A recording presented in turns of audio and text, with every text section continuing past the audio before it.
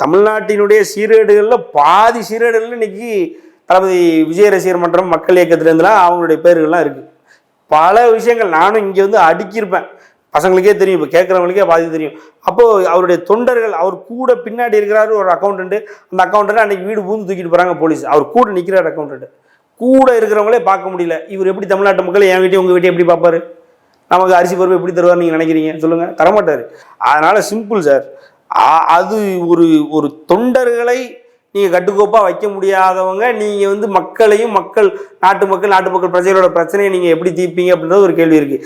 ஒரு கட்டுக்கோப்பான ஒரு சர்வாதிகாரம் பொருந்திய ஒரு தலைவர் வேணும். இப்போ ரஜினிகாந்த் அவர்கள் சொல்லிட்டார், முடிஞ்சுது.